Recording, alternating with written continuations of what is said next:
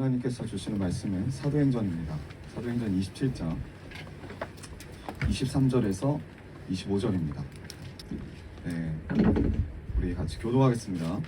바로 지난밤에 나의 주님이시오 내가 섬기는 분이신 하나님의 천사가 내 곁에 서서 바울아 두려워하지 말라. 내가 서 있으니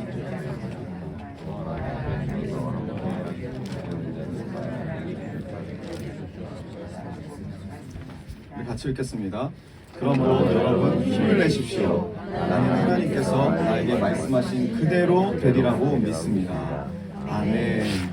오늘의 말씀의 제목은 당신은 누구입니까? 입니다. 당신은 누구입니까? 네, 우리 옆분들과 인사합시다. 당신은 누굽니까? 당신은 누구입니까? 앞으로 설교를 준비하는 입장에서 우리 영어로 한번 물어볼까요? Who are you? Who are you? Who are 네. you? 할렐루야. 당신은 누구입니까? 누구십니까? 라는 질문은 상당히 철학적입니다. 그렇죠? 철학적입니다. 이 질문은 우리의 정체성과 연관이 되어 있기 때문에 좀 어렵습니다. 근데 이런 거 생각 안 하고 그냥 당신은 누굽니까? 물어보면 대부분 사람들이 아무렇지도 않게 우리의 이름을 이야기합니다. 우리의 이름을 이야기합니다. 왜 우리의 이름을 이야기하냐면 그 이름에 우리의 정체성이 담겨져 있기 때문이에요.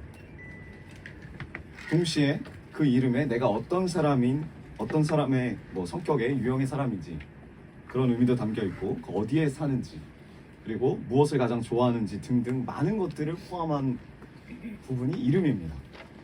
네. 저는 그 이름을 생각하면서 이미지를 떠올리는 거죠.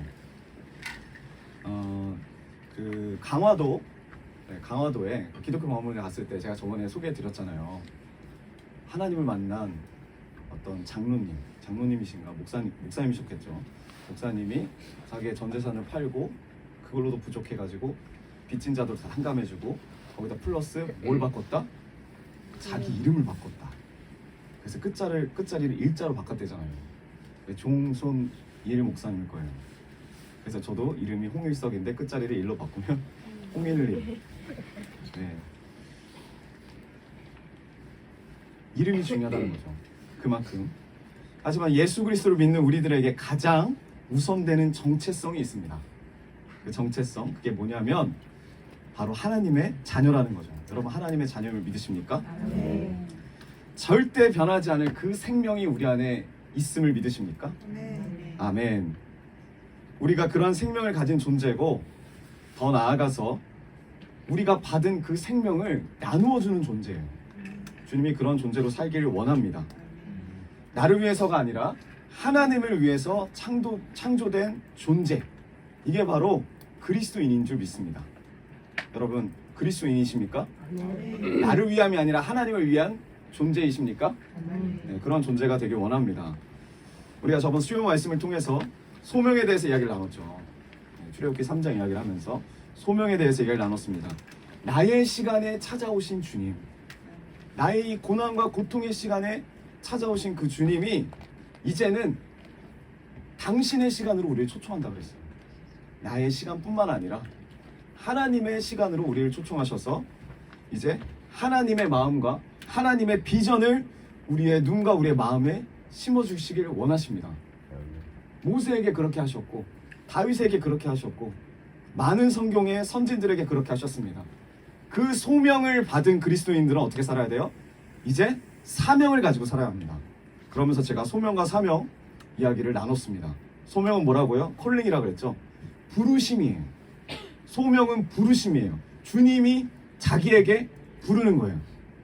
그리고 주님의 마음과 주님의 비전을 입고 이제는 어떻게 해야 돼요? 사명을 살아야 돼요. 사명을 가지고. 사명은 뭐라고요?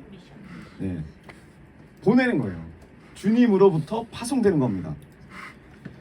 우리 옆분들과 인사합시다. 소명을 받은 자로서 사명자로 삽시다.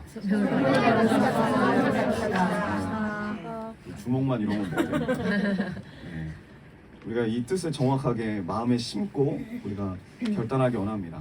여러분 오늘 본문 바울도 이런 자였어요. 소명을 받은 자였고 동시에 사명자로 살았던 바울입니다. 자신이 창조된 목적이 이 은혜의 복음을 전하는 사명이라는 사실을 자신의 삶을 통해서 나타낸 사람이 바울이에요. 자신의 모든 삶을 드렸습니다. 그 결과가 어떻죠? 우리는 복을 많이 받을 것 같은데 오늘 본문의 내용이 그 내용인데 바울이 로마로 압송되는 내용이에요. 죄수로 배 안에서 쇠사슬로 묶여서 로마로 압송되고 있습니다. 하나님의 소명을 받고 하나님의 사명대로 살았던 바울이 죄수가 되었어요. 근데 바울이 이러한 결과를 모르는 바가 아니었습니다. 이미 예루살렘으로 가면 결박과 환란이 자신을 기다리고 있다는 것을 성령을 통해서도 알고 그리고 그 밖에 많은 예언자들을 통해서도 들었어요. 사도행전 20장 22절 보십시오. 이제 나는 성령에 매여서 예루살렘으로 가는 길입니다.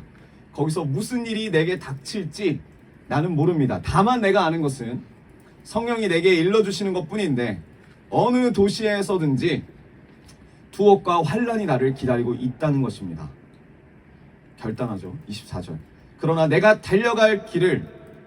나의 달려갈 길을 다 달리고 주 예수께 받은 사명 곧 하나님의 은혜의 복음을 증언하는 일을 다 하기만 하면 나는 내 목숨이 조금도 아깝지 않습니다. 아멘. 바울은 예루살렘으로 가는 길이 어떤 결과로 진행이 되는지 다 알고 있습니다. 투옥과 환란의 길이라는 것을 성령을 통해서 이미 알고 있습니다. 예루살렘으로 가는 여정 가운데 만난 몇몇의 예언자들도 예루살렘을 가면 당신은 죽습니다라고 가지 말라고 권고도 듣습니다. 근데 바울은 흔들리지 않아요. 바울은 흔들리지 않고 예루살렘으로 나아갑니다. 그 환란의 길로 갑니다. 흔들리지 않고 나아갈 수 있는 이유가 뭘까요? 사도행전 23장 11절 그날 밤에 주님께서 바울 곁에 서서 말씀하셨다. 용기를 내어라. 너가 예루살렘에서 나의 일을 증언한 것과 같이 로마에서도 증언하여야 한다. 아멘. 여러분 우리가 기도 응답에 집중하는 목적이 뭐죠? 대부분 우리가 욥기도 나누고 있잖아요. 욥의 세 친구처럼 자신의 안위를 위함이 목적입니다. 고통을 피하는 방법을 목적으로 삼아요. 그래서 우리가 어디를 찾아갑니까? 일반 세상 사람들이 무당을 찾아가는 거예요. 용하다는 스님을 찾아가는 거예요. 가서 물어보는 거예요. 어떻게 하면 이 고통을 피해갈 수 있습니까? 어떻게 하면 내가 복을 받을 수 있습니까? 어떻게 하면 시집을 갈 수 있습니까? 장가를 갈 수 있습니까? 직장에 들어갈 수 있습니까? 그러나 바울의 삶은 완전 다르다는 거죠. 어떻게 다릅니까? 자신의 안위보다 안전한 길을 택한 것이 아니라 자신의 안위보다 하나님과의 관계가 우선이에요. 나에게 찾아오셨고 자신의 시간으로 초청하셨고 하나님의 마음과 하나님의 비전을 보여주셨고 이제 그 비전대로 살기 원하시는 하나님의 그 마음, 사명자로 살기 원하시는 그 하나님의 마음, 하나님이 말씀하시며 하나님의 말씀을 듣는 그 관계, 그게 바울의 최우선 목적이었어요. 바울은 자신의 개인적인 기쁨이나 축복을 위해서 예루살렘 가는 게 절대 아닙니다. 우리가 신앙생활을 이렇게 하면 안 돼요. 우리 자신의 기쁨이나 축복이나 복을 위해서 신앙생활을 하면 안 됩니다. 자기 자신을 위해서 예루살렘을 가는 게 아니에요. 하나님께서 이스라엘에 품으신 그 소망 때문에 쇠사슬에 매이는 자리를 선택했습니다. 바울이 선택했어요. 포기했어요. 선택은 포기라고 그랬죠. 그리고 집중하는 거라고 그랬죠. 최종 목적은 로마입니다. 바울에게 이제 죄수의 신분으로 어디로 향하고 있어요? 로마로 향하고 있어요. 사도행전 27장 9절 많은 시일이 흘러서 금식 기간이 지났으므로 벌써 항해하기가 위태로운 때가 되었다. 그래서 바울은 그들에게 이렇게 충고하였다. 로마로 가는데 마차로 가는 게 아니라 배를 타고 갑니다. 지중해를 건너서 가는데 바울이 갑자기 충고를 하는 거예요. 뱃사람들한테 지금 가면 돌풍을 만날 거라고 바울이 깨닫습니다. 그래서 충고를 하는 거예요. 지금 가는 게 어렵다. 지금 가면 안 된다. 근데 바울이 이렇게 막는 이유가 로마로 가는 게 두려워서 막는 겁니까? 아니에요. 바울은 그 시기에 지중해에 돌풍이 있다는 것을 알고 더 안전하고 하나님 안에서 더 확실하게 로마로 가기를 원합니다. 중간에 멈추기를 원하지 않아요. 죄수의 신분이지만 빨리 가기를 원해요. 로마로. 이게 바울의 마음이에요. 누구보다도 로마로 가기를 원합니다. 자신의 사명이 하나님의 은혜의 복음을 증언하는 일이기 때문에 여기에 집중해서 최선을 다해서 죄수임에도 불구하고, 죄수는 그냥 끌려가기만 하면 되는데 어차피 눈 감고 자고 일어나면 로마일 텐데 거기에 머무르지 않고 죄수임에도 조언을 하는 거예요. 죄수임에도 충고를 하는 거예요. 야, 빨리 가자. 안전하게 가자. 어서 가자. 아무 생각 없이 죄인인 신분을 한탄하고 있지 않습니다. 어차피 하나님이 로마로 데려가 주실 것이다, 아니란 자세로 있지 않아요. 사명을 가진 자는 아니란 자세로 있지 않습니다. 왜요? 정말 로마 가기를 원하니까. 자기를 위해서가 아니라 하나님의 명령을 위해서. 비록 쇠사슬에 묶여서 이리 끌려다니고 저리 끌려다니고 그런 신세일지라도, 아무것도 할 수 없는 죄인의 신분일지라도 소명을 받은 자로서 사명에 집중합니다. 사명을 가진 자는 가만히 있을 수가 없어요. 주변에서 벌어지고 있는 상황에 집중하는 거죠. 누가? 바울이. 매 순간을 기도하면서, 주님, 이제 로마로 가는 배를 탔습니다. 타는 것으로 끝난 게 아니라, 주님, 로마로 확실하게 가기를 원합니다. 도와주시옵소서. 계속 기도하고 계속 묻습니다. 주변에 벌어지고 있는 상황에 관심을 가져요. 책임자인 백부장에게 죄수인 주제에, 죄수의 신분으로 더욱 주도적이고 세밀하게 주변을 예의주시합니다. 그리고 충고해요. 확실하게 가자. 정확하게 가자. 바울이 왜 그랬다고요? 자기가 누군지를 알아요. 자기가 무엇을 해야 하는 사람인지를 알아요. 정확히 알고 있습니다. 그리스도인이라는 정체성과 로마에서도 복음을 증언해야 되는 사명을 가진 자로서 바울은 주저하지 않고 죄인인 신분에도 불구하고 주제넘게 백부장에게 조언합니다. 충고하는 거예요. 여러분, 우리는 어떤 자세로 그리스도인의 길을 걷고 있습니까? 그냥 주님께 사로잡힌 자로서 따라가기만 하면 됩니까? 아니요. 소명을 받은 자로서 주님이 우리 삶 가운데 찾아오셨고, 주님의 시간 가운데 우리를 초청하셨고, 우리에게 또 이제 사명의 길을 가기를 원하신다면 사명자로 삶을 살아야 돼요. 사명자로 뜨겁게 살아야 합니다. 오늘 하루 뜨겁게 살아야 돼요. 그냥 어중이 떠중이 다니는 게 아니라, 신앙생활 하는 것이 아니라 항상 주님께 묻고 주님과 대화하면서, 주님, 이렇게 가는 게 맞습니까? 주님, 이렇게 가는 게 진짜 하나님 뜻입니까? 안주하지 않고 계속 질문하는 삶을 삽니다.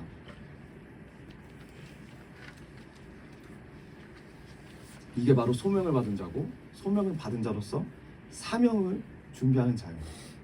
사명의 마음으로 이렇게 삶을 삽니다. 여러분, 어떤 마음으로 준비하고 있습니까? 어떤 마음으로 교회 다니고 있습니까? 어차피 교회 가니까, 어차피 선교 가니까, 어차피 훈련 받고 있으니까 묻어가면 되지 않을까. 어차피는 없어요. 천국 가는 것이 중요한 게 아니라 그랬잖아요. 지금 천국으로 사는 게 중요합니다.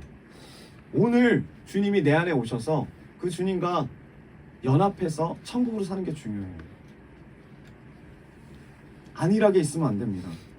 하나님이 주신 사명에 더 마음을 들이기 원합니다. 언제까지 나만 볼 거예요? 언제까지 내 가정만 볼 겁니까? 나의 시간에만 묶여서 하나님의 시간으로의 초청을 거부하는 삶을 우리가 살고 있다는 거죠. 쇠사슬에 묶여 있음에도 사명에 충실했던 바울이 있습니다.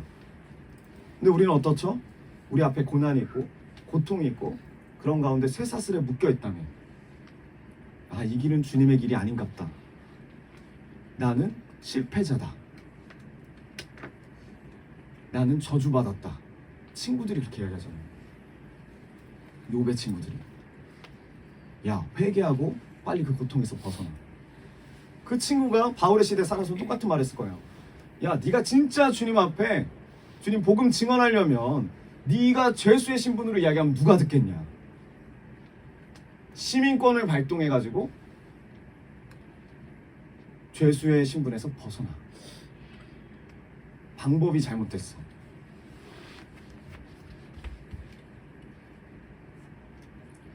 이런 바울의 항해를 늦추자는 간절한 권고에 대해서 주변 사람들 어떻게 반응을 보입니까? 사도행전 27장 11절. 그러나 백부장은 바울의 말보다 선장과 선주의 말을 더 믿었다. 그들은 자신들의 능력이나 경험을 더 의지했습니다. 바울의 말에 집중하지 않아요. 백부장은 세상적인 능력과 경험이 풍부한 선장과 선주의 말을 듣습니다. 선장과 선주는 어떤 사람입니까? 자기 경험과 자기 생각이 너무나 옳아요. 대로마 제국으로 가는 배를 이끌고 있다는 세상적인 명예가 가득한 사람입니다. 그리고 백부장은 이들의 말을 신뢰합니다. 왜요? 바울은 죄수니까. 죄수의 말을 뭐하러 듣냐는 거죠. 때마침 백부장이 그 선장과 선주의 말을 믿을 수 있게끔 남풍도 불어요. 바다도 아주 잔잔합니다. 자신들의 뜻대로, 자신들의 경험대로, 매일매일 해온 습관대로 로마에 무사히 도착할 것이라고 믿어 의심치 않아요. 그들은 자신들이 옳았다는 생각과 교만이 충만했습니다. 이사야서 53장 6절에 이런 말씀이 있습니다. 우리는 모두 양처럼 길을 잃고 각기 제 갈 길로 흩어졌으나 주님께서 우리 모두의 죄악을 그에게 지우셨다. 아멘. 하나님의 뜻보다 자기들의 생각과 경험을 더 의지했습니다. 성경은 뭐라고 하죠? 각기 제 길로 흩어지는 것을 죄악이라고 해요. 죄악. 우리는 하나님 말씀에 어떻게 반응하고 있습니까? 하나님 분명히 말씀하세요. 바울이나 백부장이나 선장이나 목적지는 똑같아요. 똑같은 로마예요. 로마로 가야 합니다. 하지만 바울은 복음 전파의 사명과 정체성을 가지고 대충 가지 않아요. 대충 가지 않습니다. 자기 경험대로 가지 않습니다. 자기 신의로 가지도 않아요. 바울은 꼭 가야 한다는 확신 가운데 하나님의 뜻을 전합니다. 분명히 가야 돼요, 바울은. 그러나 뱃사람들은 어떻게 합니까? 자신의 경험과 자신의 힘으로 로마까지 가려고 해요. 가려고 한 이유가 뭐예요? 자기 사랑이에요. 원동력이. 내가 이 정도 되는 사람이야. 세상 사람들은 얼마나 자기 사랑이 중요한지 모릅니다. 내가 이 정도 되는 사람이다. 내가 로마로 가는 배를 이끄는 선장이다. 내가 이 정도로 인정받는 사람이다. 자기 사랑의 결말은 어떻게 됩니까? 요한복음 12장 25절.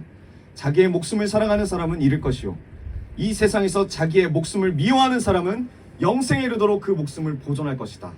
아멘. 자기 사랑의 끝은 죽음이래요. 이 선장과 선주, 백부장은 다 자기 사랑을 기초로 한 삶을 삽니다. 결국 어떻게 되죠? 하나님 말씀을 듣지 않는 자들의 꿈이 산산이 부서집니다. 비슷한 일이 또 성경에 있죠. 니느웨로 가는 요나. 당시 다시스로 가는 배를 탄 요나가 폭풍을 만납니다. 그리고 그 뱃사람들에게 자신의 경험과 생각으로 뱃사람들은 자신의 경험과 생각으로 요나가 자기를 던지라고 하는데 던지질 않아요. 도덕과 윤리로. 이건 말도 안 된다. 어떻게든 살려보려고 해요. 그거를 지금 현대에서는 정말 선하다고 보죠. 그게 맞다라고 생각하죠. 근데 하나님이 던지래요. 요나가 자기를 던져야 산대요.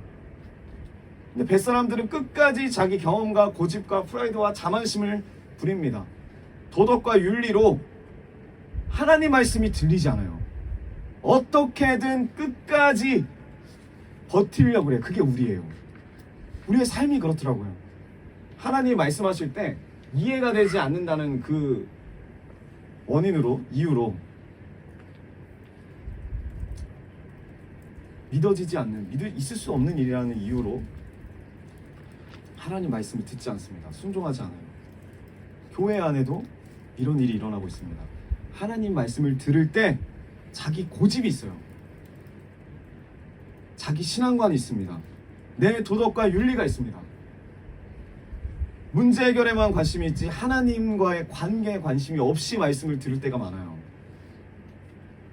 왜 하나님이 이러한 일들, 이러한 고난을 허용하시는지에 대한 하나님으로부터의 초청을 거부합니다. 하나님이 알려주길 원하시는데 너가 왜 이런 훈련을 받고 있는지, 너가 왜 이 고통을 받는지, 너가 왜 이 고난을 받고 있는지를 내가 알려주고 싶다. 너와 마음을 나누고 싶다. 너와 비전을 나누고 싶다.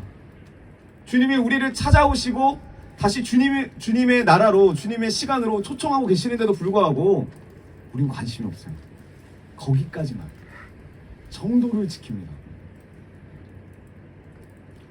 교회를 하나님 말씀 들어오는 것이 아니라 말씀이 틀리지는 않는지 확인하는 율법 선생님들이 너무 많아졌어요. 교회 안에. 이런 자에게 절대 하나님 말씀이 들리지 않아요. 삶에서 살 생각도 없기 때문에 믿어지지도 않습니다. 어떤 마음이에요? 주님이 말씀하시는 그런 사람들의 마음이 돌밭, 가시밭, 길가밭. 근데 이런 자들이 결국 하나님 말씀에 순종할 수밖에 없어요. 왜요? 순종 안 하면 안 할수록 풍랑은 더 강해지니까. 결국 요나를 던질 수밖에 없어요. 결국 바울의 말을 들을 수밖에 없습니다. 그래서 풍랑을 만납니다. 사도행전 27장 14절. 그런데 얼마 안 되어서 유라굴로라는 폭풍이 섬 쪽에서 몰아쳤다. 교만하고 자만하던 뱃사람들의 태도가 어떻게 바뀌죠? 사도행전 27장 15절. 체념하고 떠밀려가기 시작했습니다. 체념했어요. 18절. 폭풍에 몹시 시달리고 있었는데 어떡합니까? 그 자신이 있던, 경험이 충만하던, 프라이드를 가지고 있던 그 선원들이 짐을 다 바다에 던집니다. 그리고 19절. 그리고 결과적으로 배 장비마저 내버렸습니다. 배의 장비를 버렸다는 건 뭐냐면 배를 움직일 수가 없는 거예요. 포기해버립니다. 그리고 20절. 살아남으리라는 희망도 잃어버려요. 그 자신만만하던 사람들이. 그리고 21절. 인색해집니다.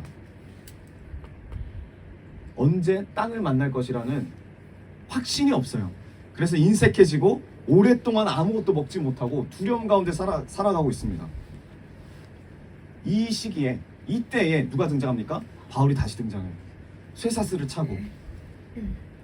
죄수라고 해서, 죄인이라고 해서 말할 수 있는 어떠한 자격이나 조건이 주어지지 않았다고 해서 가만히 있지 않아요.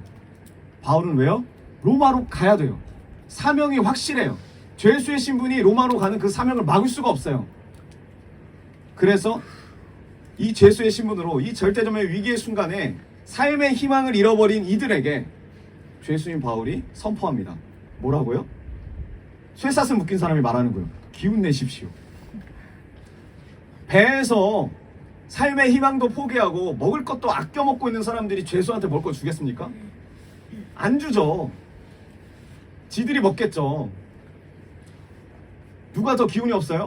바울이 더 기운이 없겠죠. 근데 기운이 없는 죄수인 바울이 누구한테 기운 내라고 하고 있어요? 사람들, 그나마 좀 먹은 사람들한테 기운 내십시오.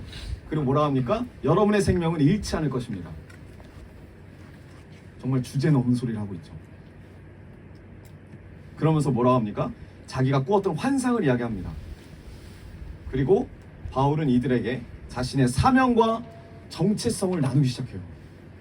내가 왜 이 배를 탔는지, 내가 왜 로마로 가야 하는지, 왜 우리가 살아야 하는지. 27장 24절. 바울아, 두려워하지 말아라. 너는 반드시 황제 앞에 서야 한다. 보아라, 하나님께서는 너와 함께 타고 가는 모든 사람의 안전을 너에게 맡겨주셨다 하고 말씀하셨습니다. 바울은 확신이 있어요. 하나님을 신뢰하고 있습니다. 너는 반드시 황제 앞에 서야 한다. 사명이 있어요. 소명을 받았어요. 이방인을 위한 그릇이 될 것이다. 그리고 너는 황제 앞까지 나가야 한다. 이게 원어적으로 풀으면 이 말입니다. 너는 반드시 황제를 얻어야 한다. 이 헬라 원어예요. 뜻이. 앞에 선다는 의미가 아니라 황제를 얻어야 한다. 황제의 영혼을 얻어야 한다. 이게 바울의 사명이에요. 그리고 하나님께서 너와 함께하는 모든 사람의 안전을 맡겨주셨다라고 지금 이야기하고 계십니다. 그래서 바울이 말하는 거예요. 27장 25절. 그러므로 여러분 힘을 내십시오. 나는 하나님께서 나에게 말씀하신 그대로 되리라고 믿습니다. 아멘. 여러분 확신이 있습니까? 소명을 받은 자로서 확신이 있습니까? 지금 바울은 이렇게 말할 수 있는 건덕지가 아무것도 없어요. 죽으면 제일 먼저 죽을 사람이야. 묶여가지고 수장돼서 먹지도 못하고 배는 부서지기 일부 직전이고, 그런 자가 담대하게 선포합니다. 용기를 내십시오. 힘을 내십시오. 하나님이 우리를 살려주신대요. 왜 살려주신다고요? 황제의 마음을 얻게 하기 위해서. 자신의 사명에 대한 확신이 있습니다. 그리고 이 사명에 대한 하나님의 비전을 품고 선포하는 거예요. 여러분, 우리가 삶을 살면서 쇠사슬에 묶일 수가 있어요. 풍랑을 만날 수가 있어요. 내 위에 있는 선임들이, 내 위에 있는 어떤 직장 상사들이 내 말을 절대 들어먹지도 않고 내가 영향을 줄 수도 없는 그런 사람들 가운데 내가 있을 수도 있어요. 하지만 우리가 잊지 말아야 되는 건 뭐냐면 내가 누구냐는 거예요. 내가 왜 이 자리에 있냐는 거예요. 내가 왜 저기로 가야 되냐는 거예요. 정체성이 뭐냐는 거예요. 목적이 뭐냐는 거예요. 문제 해결이 아니라, 이 사람들은 문제 해결이죠. 풍랑만 거치면 되고 로마만 가면 되고, 그게 아니라 하나님의 관계 가운데 가야 돼요. 하나님의 마음을 알았으니까 가야 돼요. 로마서에 구구절절하게 바울의 마음이 써 있습니다. 내가 정말 몇 번이고 거길 가길 원했다. 너희들에게 가길 원했다. 내가 너희들을 보길 원한다. 하나님이 허락하시면 내가 언제든지 가길 원한다.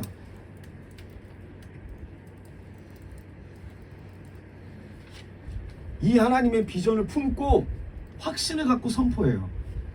말을 들어 처먹지도 않았던 그 선원들에게, 선장에게, 백부장에게.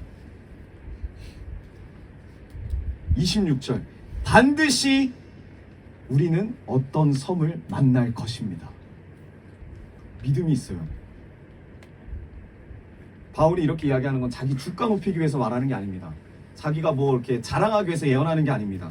하나님이 맡겨주신 그 사명을 감당하기 위해서 바울은 시간이 없어요. 지체할 시간이 없어요. 왜요? 황제의 영혼을 얻기 위해서 난 로마로 가야 해. 내가 이것을 위해서 소명을 받았어. 이것을 위해서 주님이 나를 찾아오셨어. 그리고 놀라운 일이 일어납니다. 어떤 일이요? 바울의 이 정체성과 확신의, 그러니까 사명에 대한 확신은 이 뱃사람들을 변화시켜요. 절대 들어먹지 않을 것 같은 뱃사람들. 자신의 경험만 믿고 자신에 대한 프라이드만 가득 차 있던 이 뱃사람들, 이 군인들이 바울의 말을 따르기 시작합니다. 어떻게 바뀌죠?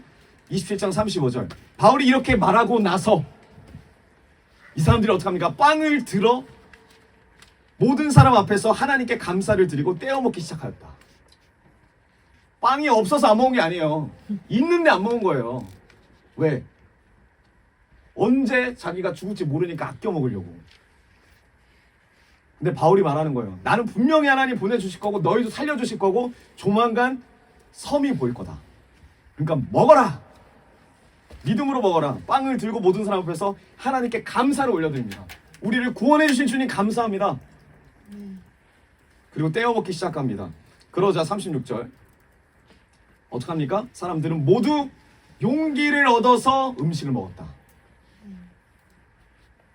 누구의 용기요? 주님의 용기예요. 주님이 주시는 용기, 주님이 주시는 평안, 주님이 주시는 사랑. 풍랑은 계속 불어요. 배는 계속 흔들립니다. 그리고 그 배에 몇 명이 타고 있다고요? 37절. 276명. 276명이 타고 있어요. 적은 숫자가 아니에요. 이 사람들이 어떡합니까? 38절. 음식을 배 터지게 먹습니다. 정말 믿음으로 먹는 거죠. 배 터지게 먹고 남은 식량이 남았어요. 그럼 어떻게 합니까? 우리 생각에는 배 터지게 먹었으니까 좀 더 아꼈다가 나중에 또 먹어야지. 근데 어떻게 해요? 남은 식량을 다 바다에 버려요. 믿음으로. 주님이 보여주신다니까. 근데 지금 누구 말 따르고 하는 거예요? 묶여있는 죄수의 바울 말 듣고 하는 거예요. 바울이 맨 처음 말했을 때 상식이 안 통하는 사람, 이해가 안 되는 사람, 니까짓 게 뭘 알아? 죄수로 여겨지고 말도 듣지 않던 그 사람들이 바울 너머에 있는 하나님을 봐요. 바울의 확신을 통해서. 여러분, 우리의 복음의 확신이 이런 영향력이 있습니다. 절대 바뀌지 않을 것 같던 가정이 바뀌어요. 부모님들이 바뀌고 자녀가 바뀔 줄 믿어요. 상사가 바뀌고 후배가 바뀌고 우리의 직장생활, 학교생활이 바뀔 줄 믿습니다. 뭐가 있을 때? 확신이 있을 때, 소명자로서 사명자로 살려고 하는 확신이 있을 때, 그 사람들이 생각해요. 쟤는 진짜다. 다 알아요. 세상 사람도 저 사람이 진짜인지 가짜인지.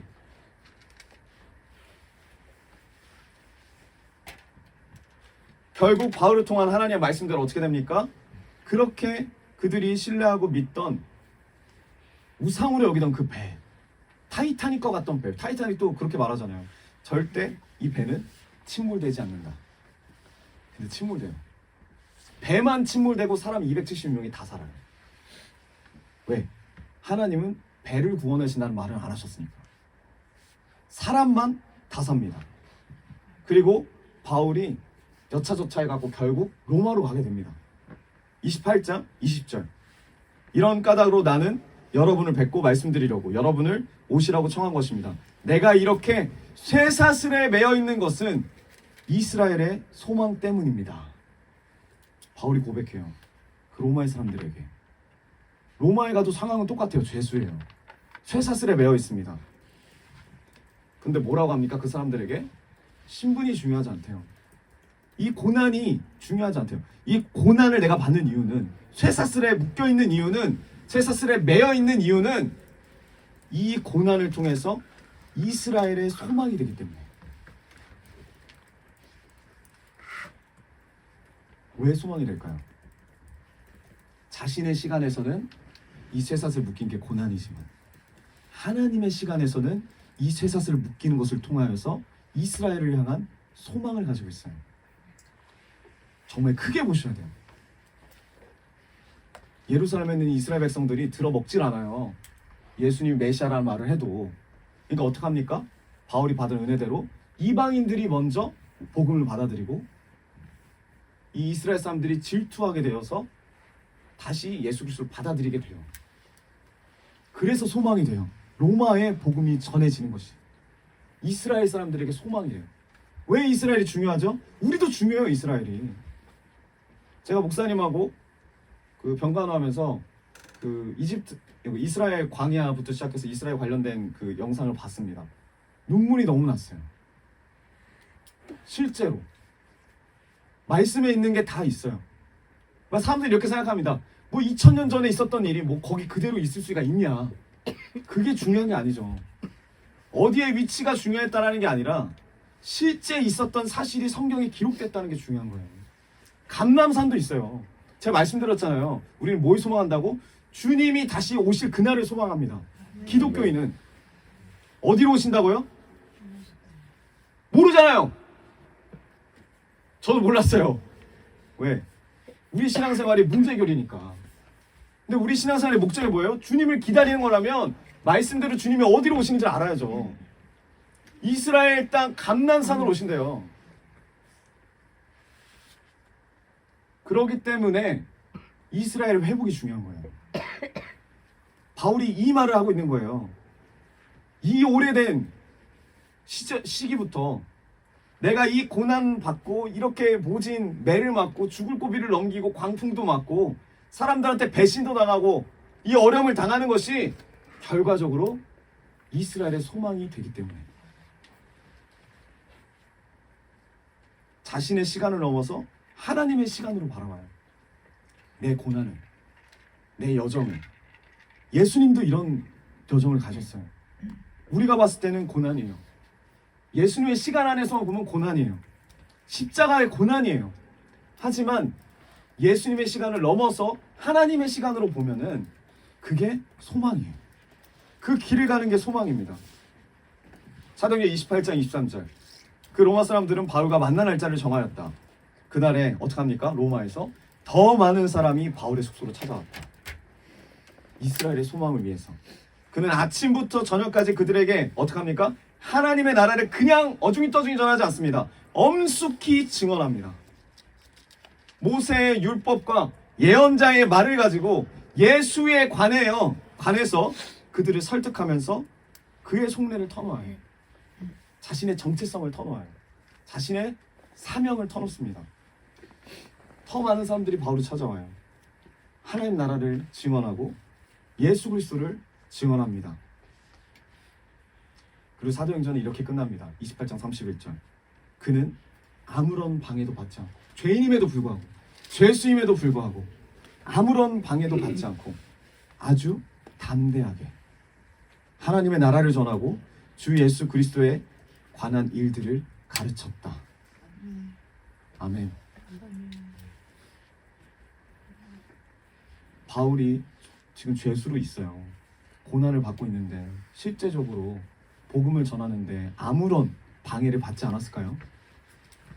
외부적으로는 방해를 너무 많이 받았을 거예요. 우리가 바울이란 영화도 봤잖아요. 뭐만 하면 밤새도록 고문하고 때리고 밥 안 주고. 근데 그게 방해가 아니래요. 왜 방해를 받지 않아요? 확신이 있으니까. 소명과 사명에 대한 확신이 있으니까. 하나님과의 관계가 우선이니까. 문제 해결이 목적이 아니니까. 문제에 갇혀있으면 문제가 해결된 게 하나도 없어요. 죄수의 신분으로 로마에 와서 죄수의 신분으로 갇혀있을 뿐이에요. 욥의 친구들이 봤으면 기겁할 일이에요. 빨리 빠져나와야지. 거기에 있냐. 너는 실패했다. 너는 실패한 그리스도인이다. 너의 상황이 나아진 게 아무것도 없지 않냐. 근데 하나님의 나라에서 봤을 때, 하나님의 시간으로 봤을 때 하나님이 너무너무 기뻐하시는 일을 하고 있는 거예요. 그게 소망이 되기 때문에. 그런 바울에게 아무런 방해가 되지 않는 거예요. 여러분, 지금 우리의 고난이 주님의 일을 하는데, 주님의 사명을 감당하는데 방해가 될 수 있어요. 외부적으로는. 근데 우리가 우리를 넘어서 하나님의 시간으로 하나님의 마음을 입어서 소명을 받은 자라면, 이제 사명대로 사는 자라면 그런 것들은 방해가 되지 않을 거예요. 말씀의 결론을 맺기 원합니다. 여러분 다시 한번 자신을 돌아보면서 생각해 보십시오. 여러분 누굽니까? 그리스도인이십니까? 소명을 받은 자입니까? 사명을 받은 자입니까? 나는 누구입니까? 나를 창조하신 하나님의 뜻이 무엇입니까? 자기 사랑으로 사는 것이 아니라 하나님의 백성으로 살길 원합니다. 하나님을 위함입니다. 나의 시간을 넘어서 하나님의 시간 안에서 하나님의 비전과 마음을 입는 겁니다. 여러분 누구를 위해 삽니까? 무엇을 위해 삽니까? 무엇을 위해 밥을 먹고 옷을 입고 결혼을 하고 직장을 다니고 있습니까? 무엇을 위해서 공부를 합니까? 마음을 되새겨 봐야 합니다. 여러분, 소명을 받은 자입니까? 우리 주변에 얼마나 많은 뱃사람이 있어요. 우리가 무슨 말만 하면 무시하고 무시무시 개무시하면서 자기를 위한 삶을 살다가 자신의 경험과 능력과 인맥을 믿다가 유라굴라 광풍 같은 이 광풍을, 이 고난을 맞아서 쓰러진 자들이 얼마나 많습니까? 우리도 그런 자였고 바울도 그런 자였고. 그러나 성령에 메인받은 바울은 어떡하죠? 그 위기의 순간에 자기 사랑, 자기 안위가 아니라 자신의 정체성과 자신의 사명을 드러냅니다. 자신의 본분을 잊지 않아요.